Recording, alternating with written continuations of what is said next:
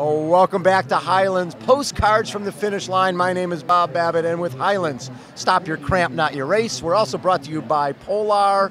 Chase your destiny, and a woman who is chasing her destiny, American record holder at 10,000 meters, Molly Huddle. Molly, how you doing? Hi, good. I'm just off of a 5K this morning, and I raced over here, so I'm kind of cooling down now. I was going to say, you raced a 5K, you went under 15? Yep, we did. 14:56, and the winner was 14:54, so it was fast. Yeah. So it come down to the last corner there? It did, yep.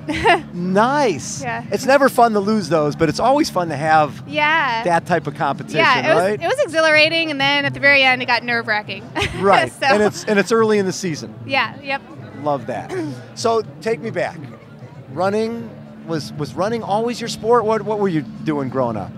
I did a couple other sports. I did basketball was my first love, and soccer for a little bit. But running was always what I was most natural at. Okay. And my dad was a runner, so he really encouraged it. And I watched him race marathons, half marathons when I was really little. So it was always in the back of my mind as like the cool sport. Right. And was it when you got into it, was it, I want to be an Olympian? Was that always sort of in the back of the head? Honestly, like I would watch the Olympics as any kid does and just think that's amazing. Of course, I would love to be there, but I don't think I knew quite what it took in running. And I had success in high school, but I didn't know if I could get there until maybe the end of my college career. I started to dream about it. And it's interesting when you finish college. It's sort of like you've had all this support, and people, you're sort of this cocoon of support, and then all of a sudden it's like, okay, see ya. Yeah, definitely. The post-college side of running, you do a lot. You have to be an independent athlete, and you do have support, but it's different, and the stakes are higher too. So you really you can't, let things slide before a race that you need to do that make you feel good. So. There's definitely, the learning curve was steep, but I've, had success every year. Yes, and so got better every year. That's kept me motivated. What was the race where you felt, okay, I belong, I could be one of the best?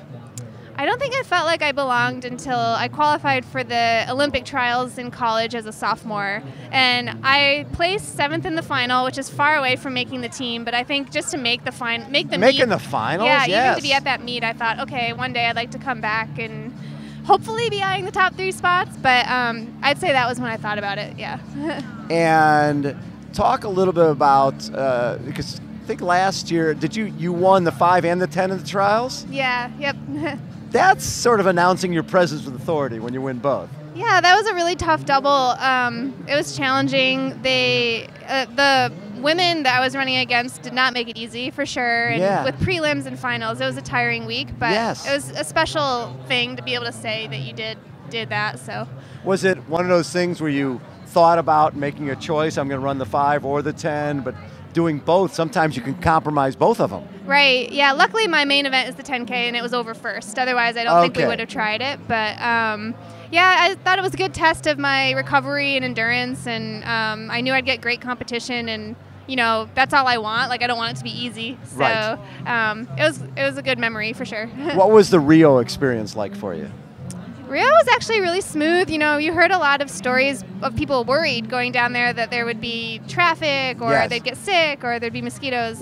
We didn't run into that. We were there 5 days and then got ready for the race, which was really fast. It was really fast. We're talking 30-13. Yeah, and it went out very hard, which my coach had warned me that it might go out hard, but it was about 15 seconds faster than what we predicted. Well, probably closer to 30.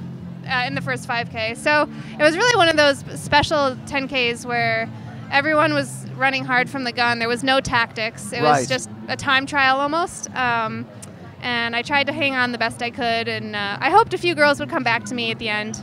But I settled for the American record in 6th. I settled for the American record That's a very good time by Shalane. So that was a consolation. But obviously at the Olympics, you always want to think top 3. That's the dream. So.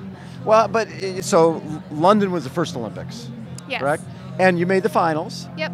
Yeah. And so compare the two. Obviously, 6th is better than 11th, but still, There's something about, I mean, the London games were really unique, right? Yeah, the crowds they were crazy. Yeah, there was a lot of fans. It was a really cool atmosphere. It was a very easy meet to go to from America, being same language, only a couple hours away. The race was hard. I think I was just still, getting fit that year and taking it all in. Yeah. I was definitely overwhelmed by the enormity of the Olympics, and I was kind of part spectator, part athlete, because I just thought it was so cool to be there. Right. And in Rio, I was really more business. Business. Yeah. You're here for business, Yes. here to get... Yep, no sightseeing, no event watching. I just went in and raced. So when you step up and you go and you win the New York City Half Marathon 1:08, but half marathon, that's a long way. Yeah. What were you thinking? Yeah, the half was pretty long. I'd done a few road races that were like 7 miles or so before that, but I was just thinking, I don't know where my limits are at that distance. So you want to find out? Yeah, it was a good experience to find out how fast I can go for a half marathon on a good course. Is the marathon something you're thinking about down the line? Well, I did do the New York City Marathon, and but in terms of the Olympics, are you thinking for 2020? That's kind of the dream. We're taking it 1 year at a time. I think I need a few more under my belt before I feel comfortable running it at that level. So we'll definitely tackle a marathon next year, and probably not this fall, probably next spring. But it won't be at this point, not the focal point. It's just, or is it? Not this year, but probably next year it'll be the focus. Yeah, I really want to see how fast I can go and try and PR in the marathon.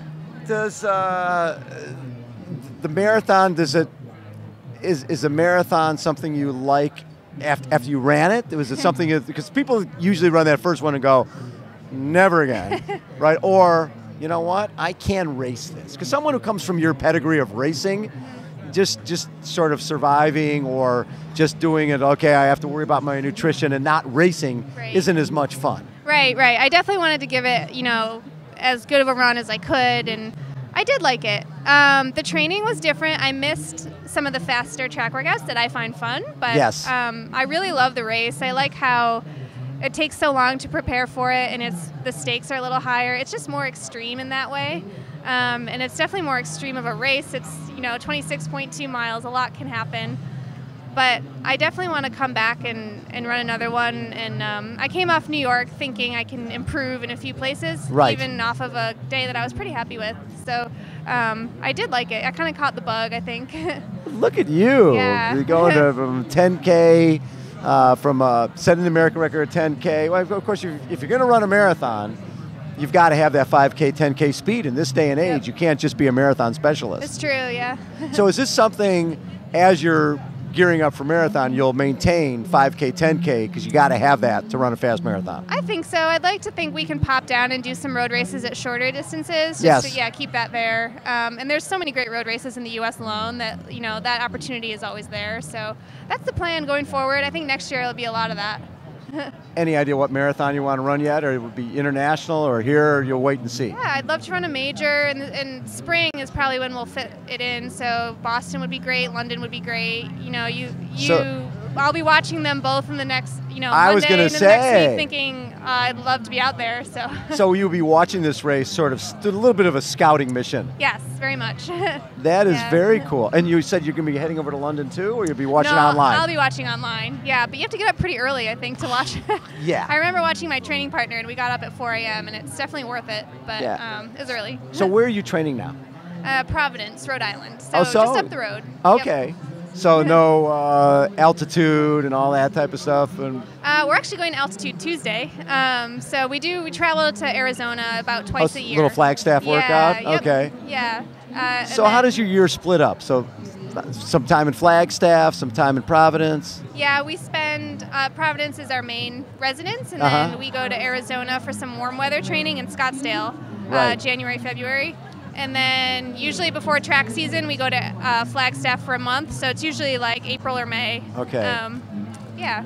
So when you look at everything you've accomplished, from the marathon to the half marathon, obviously, to the 2 Olympic Games, is there one race you look at as your favorite, as the best race you ever had, or maybe one that meant the most to you? Yeah, that's a good question. I think maybe the first time I set the 5K American record was probably the most meaningful one because it caught me very much by surprise. Like I hadn't broken 15 minutes until that year, of about 2 months before that race. So it just kind of was a really good confidence booster, and it was a special moment because I never thought I'd run that fast. And that just surprised you. Yeah. And that's when you know that, okay, I belong on a world stage. Yeah, when definitely changed the when way you're doing, I thought about, going forward, my goals, and the way I think of myself as an athlete. So if we're talking, if this is 2019, are we talking about Molly Huddle getting ready to run the Olympic marathon, or are we talking about Molly Huddle getting ready running the 10,000?